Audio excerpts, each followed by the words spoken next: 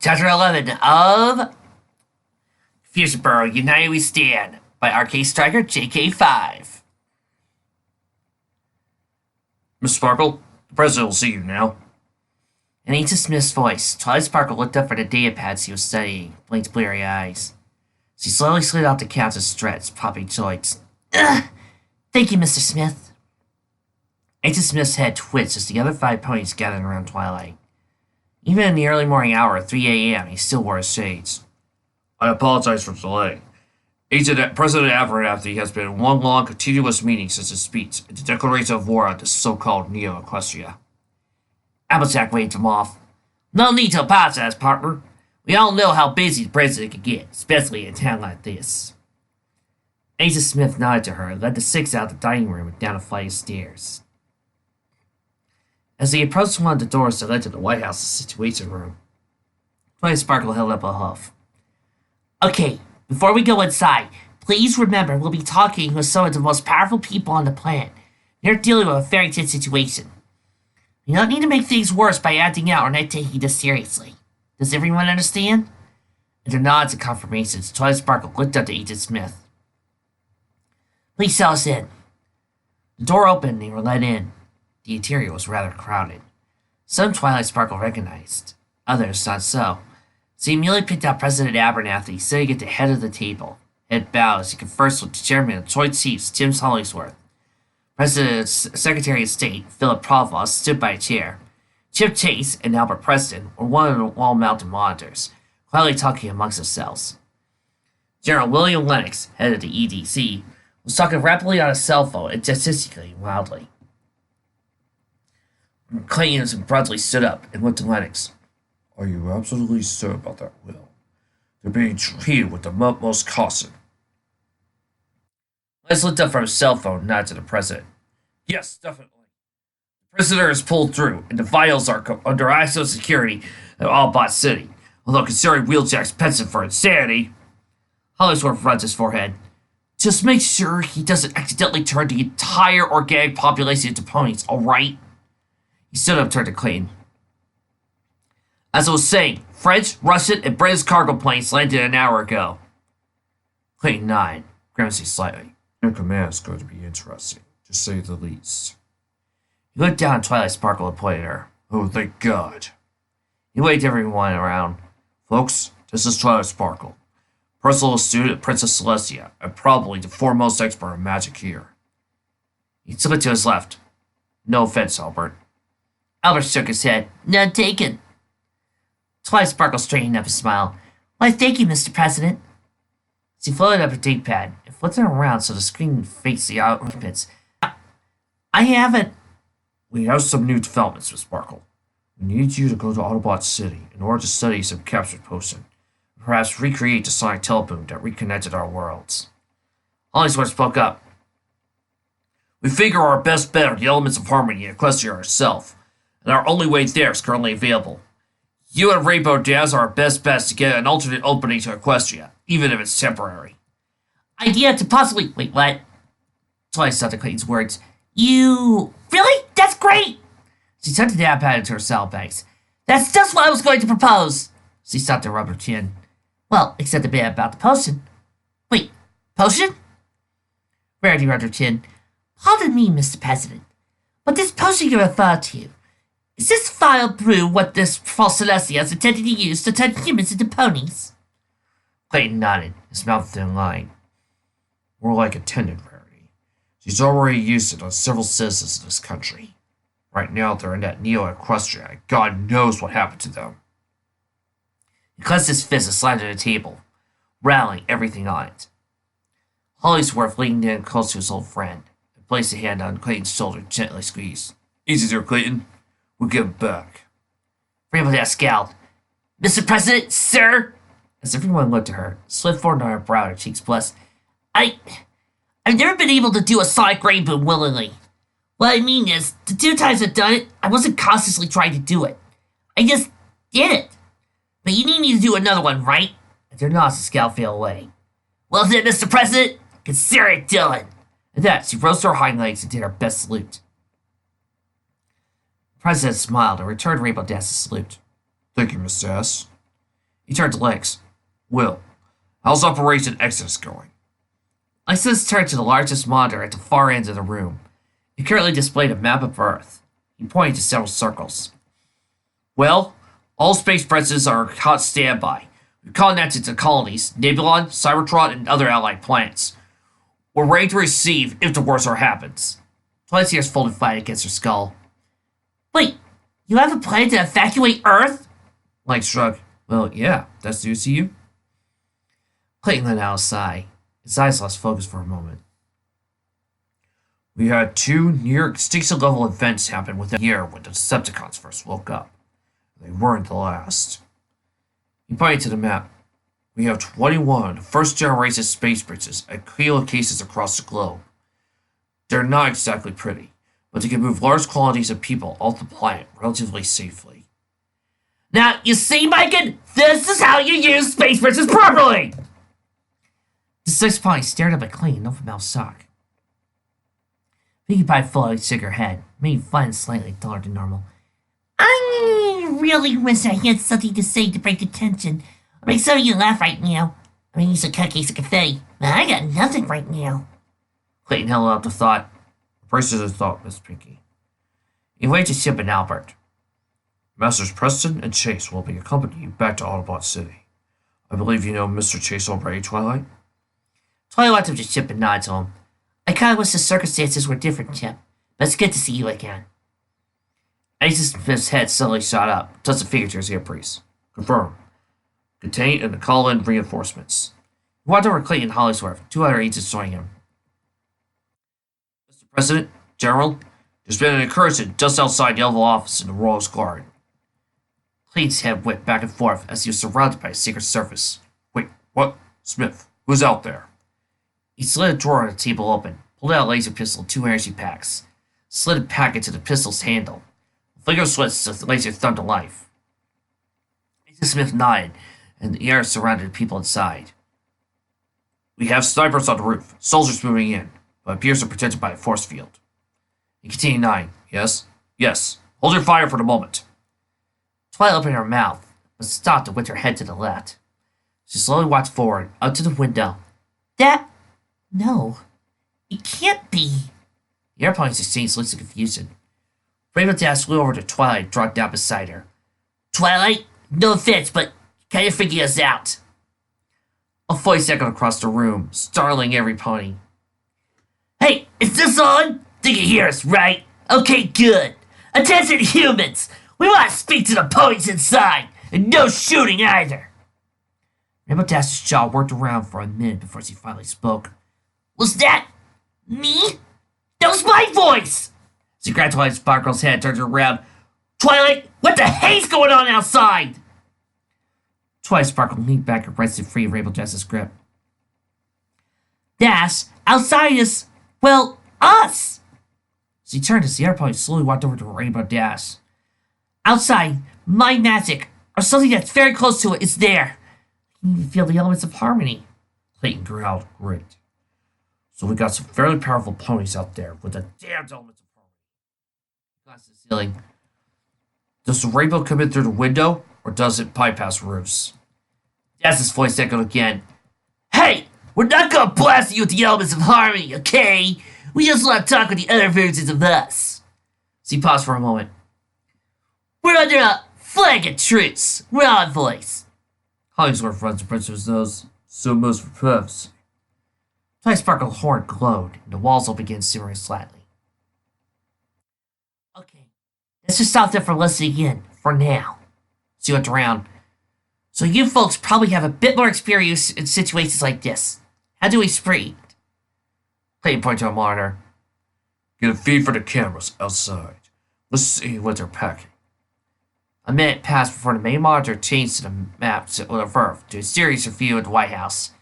6 ponies, identical to the ones inside the Situation Room, stood in a loose circle along the lawn of the White House. A simmering spear of violet energy emanated from their Twilight's horn, surrounding them. Bright red dots flickered on and off the force field, while the light from several searchlights could be seen illuminating them. Clayton walked out to the monitor. If I remember, just use the Cybertronian image technology. Magnify and enhance. Demons stood up on the ponies. Excellent. He squinted at the demons. General Lennox, can you confirm that the ponies are not wearing saddlebags? Lennox got close to the demons, even as the others drew close. Unless they got suspects' pockets.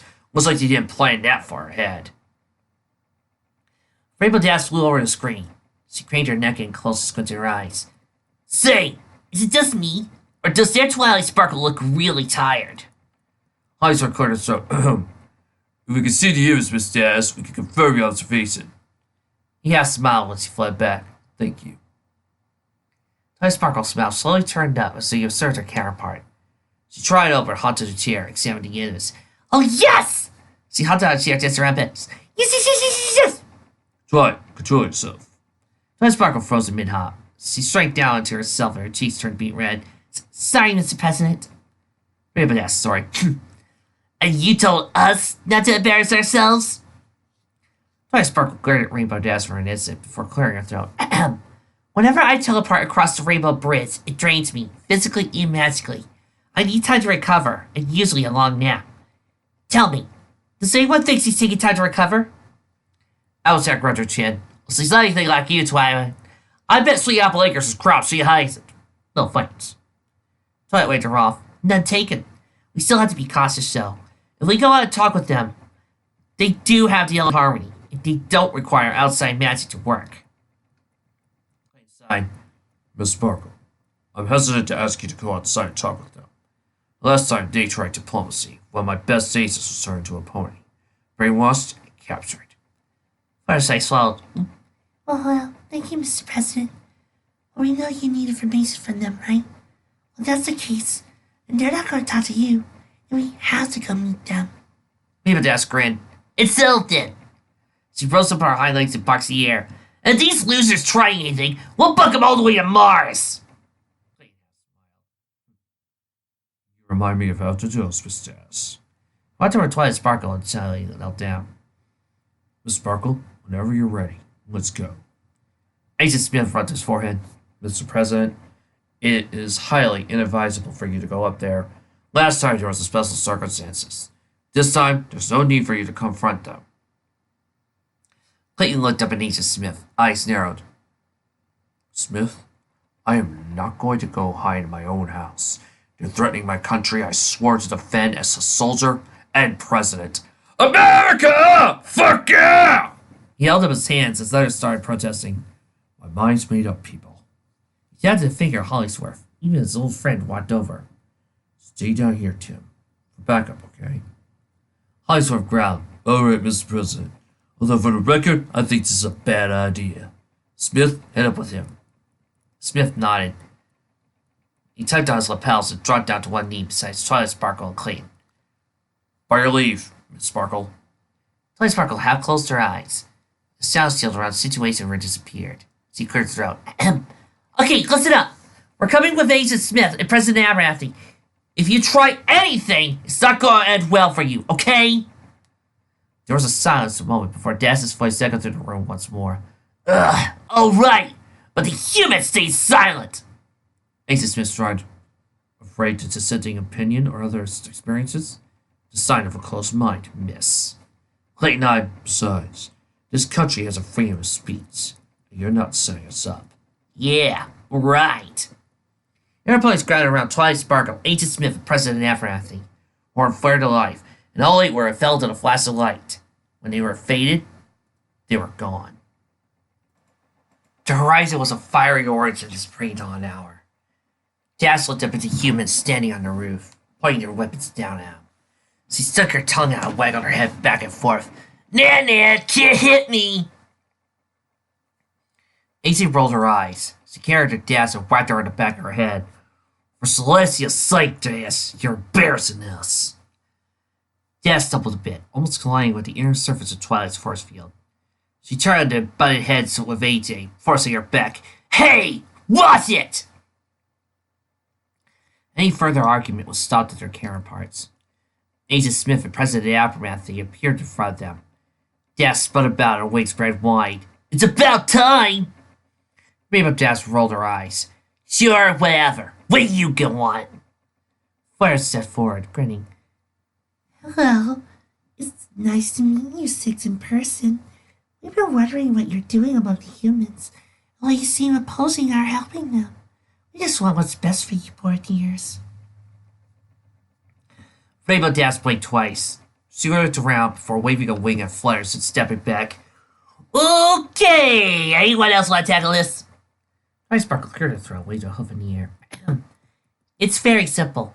You're not helping them. You've already destroyed their property with that barrier, since hundreds of people fleeing for their lives, and turned people into ponies against their will. How in any way, shape, or form is that helping them? Varys rolled her eyes. Oh, please, darling. Those nymphos. People chased against their will and brainwashed missed, Clayton said, glowering. One of them is a friend of mine. His name is Roger Jefferson. You attacked him while under a flag of truce. There's also crews of 3 artillery positions. Others were transformed as well. Do not use pretty words or euphemisms for your crimes. Rare scoffed and thrust her nose in the air. Blah. We have quite a bit of that rudeness and ill-mannered behavior on the first episode. Unfortunately enough, we saw the light to help us help them. A shame we neglected to bring potion, President Abernathy. You do well to improve your disposition. Twice Sparkle stared at Rares for a moment. I don't know what to say. A bark of laughter came from Dash as he throbbed her hooves in her hair. Ha! All right! You're seeing the light, right? Twice Sparkle shook her head. No. I'm just not sure what arguments can be made to get through to those thick skulls of yours that what you're doing isn't helpful. It's hurtful, horrible, and against everything those elements you're wearing represent. At that, Twice's eyes became focused. No, you're wrong.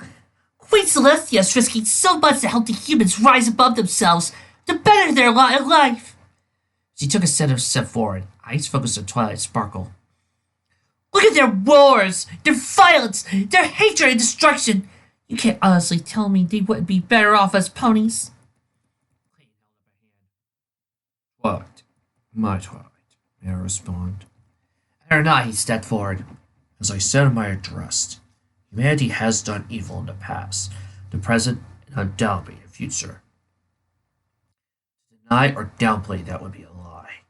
We have also done much good in the past, present, and future. To deny that or downplay would be a lie as well. No, we are not perfect. We struggled and will continue to struggle with our inner demons. All sapient species we've encountered so far do that. He paused for a moment. Even ponies. Once again, a president I support. I mean, come on.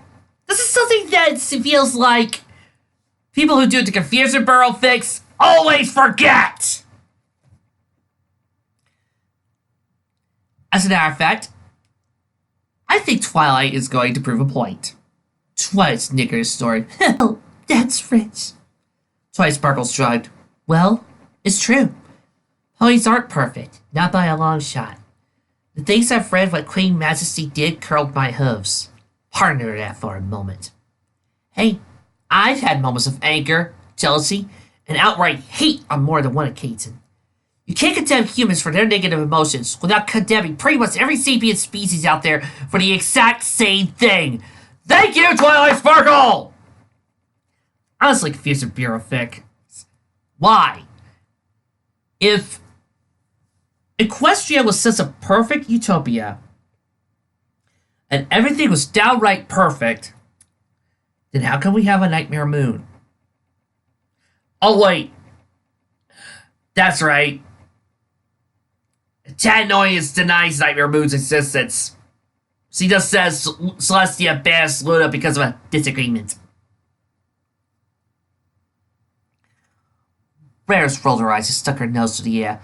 Oh, please, my dear. Also, whatever things Queen Majesty did are minuscule compared to what humans have done.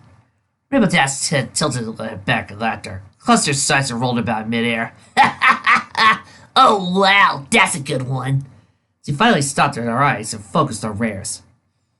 Listen, I don't know much about Majesty, but what the Princess Ponies told me about her and what I read, she was crazy. A grade A psychopath. Twilight Sparkle blinked and looked up at Rainbow Dash. Well, Dash, I never knew you were into history. Rainbow Dash waved her off. Don't get me wrong. I'm not much into all that egghead stuff. It was just one conversation. But what a conversation! Some of the things she did was just nuts! Rare swallowed. Well, fine. What pony out of... There's also Commander Hurricane, Princess Platinum, Chancellor Ponyhead of the Sky Clans of the Peak, the Maces of the Rock, the Ponies and the Pennies respectively. Twilight said, tales of their war-making and general insanity abound in historical literature and eyewitness accounts. And the things the Princess Ponies told me? She shook her head. I never heard they were insane. If you think Queen Majesty was the only one like that, then maybe you should have paid more attention to class. Yes, they were insane. The admission surprised everyone on both sides, causing them to stare at Twilight. But what did the human say? Past, present, and undoubtedly the future? Didn't you agree with him saying that the same was true of your Equestria? So sure, we have the same brutal history. But what about our Earth now? War is gone. Crime nearly so. When we found humanity, 25,000 of them were starving to death. Every night, because of petty wars that destroyed crops and tore families apart, while the rest of them watched, debating the morality of helping. Applejack shot back. You're lying! So it ain't. And that's the honest truth. AJ responded with as much conviction. Go ahead, Twilight Sparkle, Twilight resumed in a secretly sweet voice of contempt. Ask your president how many humans have starved to death since we started this mission. How many of his fellow citizens were murdered last night? How many have died fighting since the war to end all wars? On Equestria, our Earth, the answer's easy. None. We're not the ones who should have paid more attention to class. Pinkie Pie piped up and waved a hoof in the air, grinning from ear to ear. Oh! If you're going to damn all humanity like this, better say supposed for the Transformers, Nebulons, Dragons, and her knows who else! Her smile fell away and her eyes narrowed. I'd be fair not to invite them to this party. Applejack tapped a hoof on the ground. Hey, now that I think about it, how are you even feeding all them? You took in 7 billion humans from that other Earth, and now 7 billion more, or however many you managed to convert. That's nuts! Fire stepped forward. Well, when kindness overcomes greed, hate, and fear, anything is possible. When ponies care about harmony, every pony takes care of every pony else. And that way, every pony can have great parties instead of having to be sad. And when you're loyal to every pony, you don't have to let any pony go without. Friends wouldn't help them keep the blessings of harmony to themselves. So you see, my dears, you don't have to struggle anymore. We're here to help. We really do want what's best for you. You just can't say it yet. AJ fizzed for the group. Twilight Sparkle scowled to her forehead, directed at her face. I can see we're not going to get through to you. This has been a waste of time. Twilight growled, bared her teeth. Something we can agree on. It's quite obvious humanity has contaminated you and your Equestria as well. We seem to have no choice but to head back and make our report. She shook her head. Shame we didn't bring any potion with us. Dash flew up and kicked the air right in front of Twilight's force field. Oh, I don't think we need any potion to beat the humans. Rainbow Dash snarled out to hoof at her. Oh yeah? Well, you should come over here and try that, you cheap knockoff! I'll kick you so hard you can fly past Pluto! Clay threw up an arm in front of Rainbow Dash. Don't bother, Miss Dash. As for you 6, since this time you haven't broken the flag of truce you're under, I'm going to let you retreat this time. Twilight chuckled. Oh, like you could even stop us. My force field is... Oh... She suddenly groaned and stumbled forward. fluttered, the sunny hemisphere surrounding her and her friends vanished. Flutter swallowed, and her cheeks peeled. Oh, my. Ferris and AJ caught the highlight before she fell face first to the grass. AJ slid her hat off and waited frantically for Twilight. Clayton crossed his arms. Overexert yourself, Miss Sparkle. He turned to Agent Smith.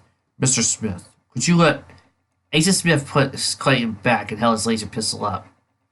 He aimed at a dash as he flew forward. The lenses of his glasses lit up as he aimed and calmly squeezed the trigger. Fired a thin, blue gleam at the charging Pegasus. Sliced through part of her left wing, buried through the feathers and skin, leaving a long, nasty slice along the appendage.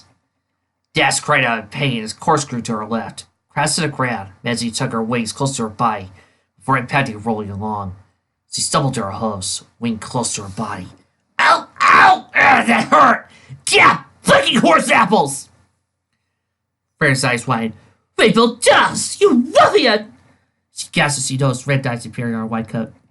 Oh, well, my sauce. Members of the park police and Secret Service rushed out. Sidearms drawn and named it to Neo equestrians. Twilight's eyes keyed focused as she looked around. She sucked in her breath and closed her eyes. Horns sparked and flying. Her group of Dash were surrounded by a violet light as she drew upon her last bits of energy to teleport them away. Clay clenched his fist as they escaped. Well, forget to flag a truce. From now on, shoot on sight. He turned to Agent Smith. Good eye. Agent Smith slowly nodded as he holstered his pistol once more. Thank you, Mr. President. Although from now on, I must insist on you refrain from meeting with the enemy. For your own safety, of course. Clayton held a hand but waved Agent Smith off. Just put out an APB on them. Contact the command post at the barrier. Let them know about this. He dropped down on one knee beside shaky Twilight Sparkle. Are you all right? Twilight Sparkle slowly shook her head. I don't think so, sir. Talking to them was like butting my head against a concrete wall. She locked eyes with them. The kids insisted they were right, despite evidence to the contrary or any questions we raise. I don't get it. Even when the piggy says I acknowledge it existing. Clayton sighed. Slowly reached out and patted Twilight Sparkle on the shoulder. Those who truly believe in the cause are the hardest to convince otherwise, despite evidence to the contrary. I have seen it before. If it makes you feel any better, you probably think the same of us. Rainbow Dash took her hoof out and let out a strangled grunt. Wait until next time, you diamond dog! I'll wreck you so bad! Applejack looked up at her. Well, easy there, Sugar Cube. I'll save that energy for next time. Rainbow Dash bared her teeth. This time should have been next time, Applejack. Next time, she's not getting away. Nothing more. The sun rose over Canterlot, but Danielle paid it no mind. She was curled up on a couch, blanket over her. Little snores could be heard as she occasionally kicked and turned her asleep. In front, Trixie and the doctor stood facing each other, Danielle's smartphone hovering between the pair. Back panel was off, and the doctor waved his sonic screwdriver over the internal circuitry. There we go. He flipped the screwdriver off and bolted to Trixie. All set, my dear. Now, Danielle should be able to call home, even through the barrier. Trixie floated the flat cover over and reattached her phone. Let's hope you're right, Doctor. Not that I don't trust you. The phones are complicated pieces of work. It took me 4 tries to successfully use my theater's phone the first time. And that's an old-style wall unit! Dr. grinned. Well, that's a bit humble from you, Trixie. You can sort of stand and learn a thing or 3 about humility, my dear Doctor. Anyway, door was cut off when the main doors opened and Megan and Celestia walked in. An ornately decorated chest floated behind them. Both looked far less haggard than even a few hours ago. Megan walked over to Danielle and leaned over to her. She held it before Link and looked it over, then looked at Danielle. How can I style out this? Trixie slowly turned and walked over to Megan's side, swallowed before speaking. Begging your pardon, Matt. Megan. But is being a pony really all that bad? She stepped back as Megan swung her head around to look at her. No, not that I'm saying you're wrong, mind you. If you want to become human again, there's no reason why not. Megan sighed. Well, that's one reason right there, Trixie. Just walking from the throne room to get the elements back here. I had just about everyone bowing to me and scraping. Even Shiny and Fancy Pants were trying their best not to look like they were doing it while their hordes were scraping the tiling. Trixie shook her head. Even I, Trixie, would find such adulation and treatment overwhelming. For you, almost the element of humbleness. Megan half smiled, her eyes somewhat dull. Even without all the bowing, this wasn't some accident or benevolent chance. Her eyes narrowed, Megan's tail looked about. The customer sexed as her wings began to glow. It was something like that, then fine. But oh no! Some messed up First of Celestia accused me and my entire species of being beyond help, forced me to guzzle down an entire vial of that damn potion. I got my head chatting away like the next door neighbors in the best of times. And the worst, he's almost in total control of me. Worst thing is, I can't even control my magic! That last word thundered the room, shaking the furniture and sending more than one picture frame to the floor. Danielle sought to escape assistant, blinking rapidly. I'm awake! She looked at Megan. Oh, damn. I was still hoping it was a bad dream. She reached up and patted Megan's face. Morning, Mel. Megan shook her head. Good morning, Danielle. Sorry for waking you. Celestia walked up to Megan's side. Well, it's not all bad, Megan. Sure, your magic is a bit powerful, but you can be trained. She motioned to the window and studied outside. I have first self-experience with that. She winked. Megan grimaced. I don't care if they can or not, Celestia. This isn't me. I'm a human being, not an Alicorn or a pony. I can't stay like this. What about Michelle? Or Mac? How will they handle it if I can't be changed back?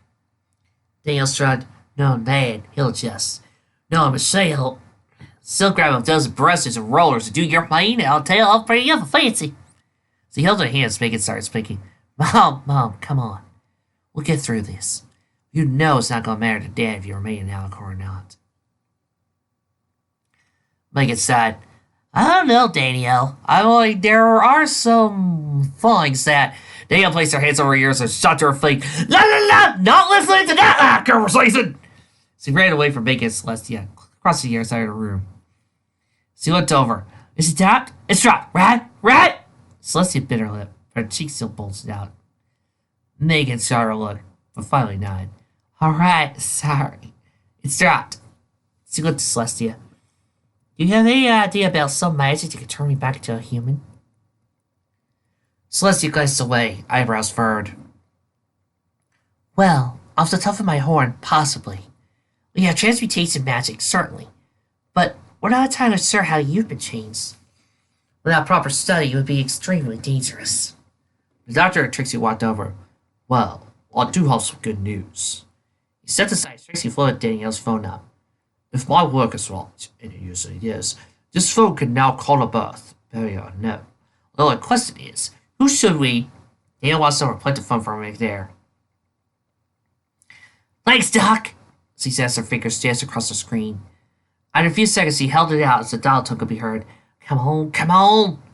The internet picked up, and a somewhat groggy mic could be heard over the speaker. Hello? Danielle? Was that you? Danielle? Danielle swallowed and began crying. I'm here, Dad. I'm all right. She looked up at Megan and slowly walked over. There's someone else here who wants to talk to you. Megan? Megan shuddered. Hi, Mac. I'm so glad to hear you. She wiped her eyes with a wing. I'm just glad to hear you. There was silence for nearly a minute before Mike spoke again. His voice gruffed than usual. I'm just sad to hear you, honey. I was just so worried and scared. Wait, Michelle's right here. There was a slight shuffling sound before. Mama? Are you there? Megan gasped. I'm right here, Michelle. Danielle and I are right here. She looked to the doctor and Trixie. Thank you so much. Thank you. Trixie bowed her head and slipped off her hat. The doctor merely grinned. Aunt Megan turned back to the phone. Mac, how are Danny and Molly? Have you heard from them? Where are you and Michelle? Well, Blake says, we're right here in Albany, Danny said. They picked up Molly and I yesterday. It's been one damn thing after another. There was a pause. So, are you really an Alicorn? Is it really... Quick, what was the name of my freshman year crush? Megan's head drooped. Selby Smith, Danny. Although how on earth you fell for that psycho still beyond me. Yeah, Danny. I really am. At least for a moment. Okay, it's you. There was a sound of shuffling rustling over the connection before Molly's voice came over. There's about 1,000 jokes I could say right now, but I'll save them for after we get you back. Save Earth and possibly Equestria at the same time. Wait, is she here? Okay, Megan, there's someone for the Earth Defense Command here. Here. Might call her up. She paused. I didn't mean it like that, I swear. Another voice came over. Mrs. Richards? My name is Lieutenant Commander Marie Hernandez of the Earth Defense Command. What is your current situation?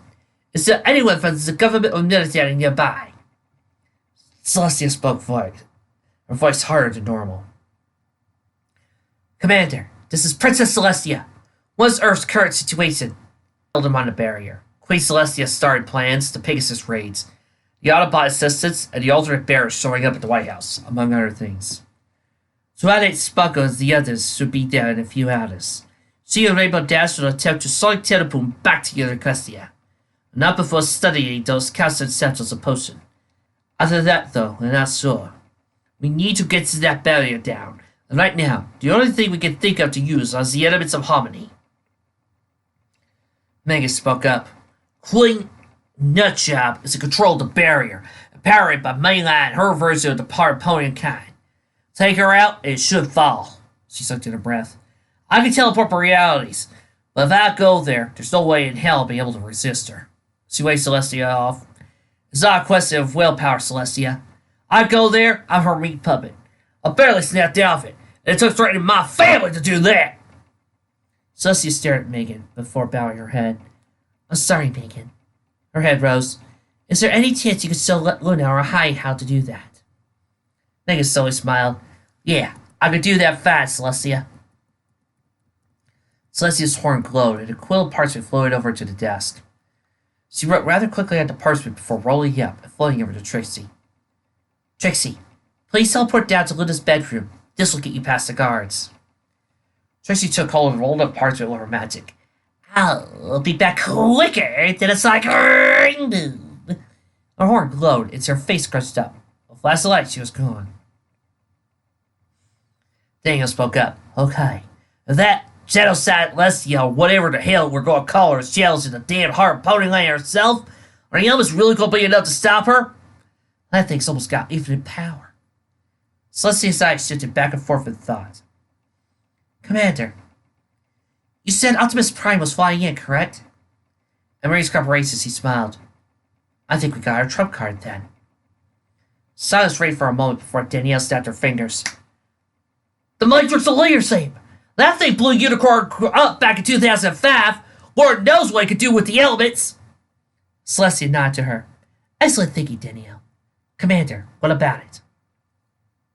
I think it might be a good idea for me to get General Lennox or General Holdings on this end, Princess. They can make these decisions a little better than I can. Although I will say your plan has merit. And right now, it's all we got. Trixie reappeared and bowed to Celestia and Megan. Princess Luna shall be along shortly. She said she had to go and collect. Luna suddenly teleported in, with Spanish steel, fancy pants, and shining armor right beside her. Well, never mind. Fancy pants blinked as Mongol swirled about. Perhaps we should begin holding Senate meetings here, Tomasa said. Luna walked forward and swung around to face the three stallions. General, lady steel hooves of foot bulwark, along with the American truck crew. She looked to Megan. As you strike Celestia, we shall also strike the military. Shining armor slowly approached Celestia. Your Highness, any word on Princess Cadence? Celestia's eyes lifted. Why don't you ask her yourself, Captain? Everyone turned as Princess Cadence flew down into the sky towards the room's balcony. She touched down, trotted inside. Her coat was dirty and legs wobbly, but her eyes were sharp. She dropped to one knee and bowed her head. Everyone, may I present the leader of the Eastern Dragon Clan, Mei Long the Wise. A shadow fell across the window as Mei Long hovered in close, her serpentine body scrunched up as much as possible. Eyes narrowed and shot wide. By Draco himself, Megan, what has happened to you? Everyone slowly looked at Megan, who swallowed a blush. Well, she quickly felt that Megan's offense had happened. Every word, Megan's expressive posture changed. Her eyes narrowed. Smoke streamed from her nostrils. Her tail thrust, steady gale force was about. Megan, please come here. There's a test I must perform on you. Megan tried at a balcony. She flapped her wings as she was airborne. She drifted close to Milan's face. Milan inhaled and then exhaled smoke. A large gray cloud gathered around Megan. Two pencil-thin beads of red light appeared in the cloud's haze. One emanating from Megan's head, the other from her torso. Danielle pointing at the beams of light. Milan, what the hell are those? Megan twisted about in the air, eyes finally landing on the beams. She gasped, her wings flapped, dispelling the cloud. She spun to face Milan. Well? Milan shook her head. They represent the strengths of this false Celestia is using to control you, Megan. Here in Equestria, her influence is minimal. On Earth, or Draco forbid, or O Neo Equestria, those strings would be the thickness of tree trunks. But even here, she exerts influence. We must take you back to human. The sooner, the better. Megan swallowed. Okay, so what do we do about them? She turned to face the balcony and those scattered below. Any ideas down here? Celestia bit her lip and furrowed her brow. The elements are useless without their bearers. She looked at her cell phone. Commander Hernandez, how long before Twilight and the others arrive? About 3 hours, Princess. And I doubt they'll be able to teleboom immediately. Celestia nickered. Drat!